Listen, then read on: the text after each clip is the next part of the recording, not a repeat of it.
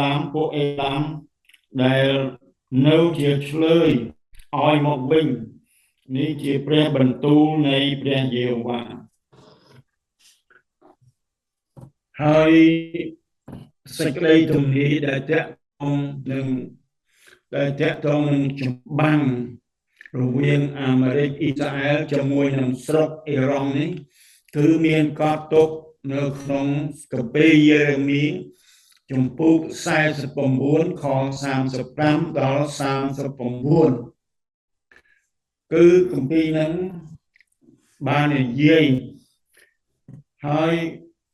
វាតាក់ទងនឹងព្រះបន្ទូលដែលព្រះយេស៊ូវមានបន្ទូលនឹងមាននគរមួយច្បាំងនគរមួយសាសមួយតនឹងសាសមួយជាដើមនេះឯងដែលបទគម្ពីរបាន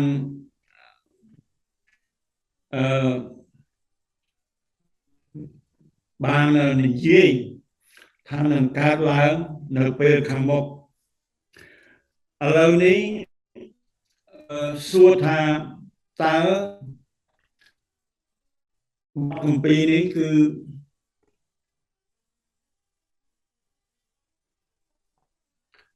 បាន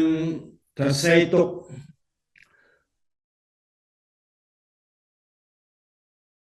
បានឆ្នាំគឺពីយេរេមីនេះគឺបានសរសេរកត់ទុកសាច់រឿងនេះគឺ2600ឆ្នាំ2600ឆ្នាំហើយដល់តែជំនាន់ព្រះយេស៊ូវនេះព្រះអង្គមានបន្ទូលថានគរមួយតនឹងសាសមួយហ្នឹងគឺយើង2026បូកនឹង4ឯទៀតទៅ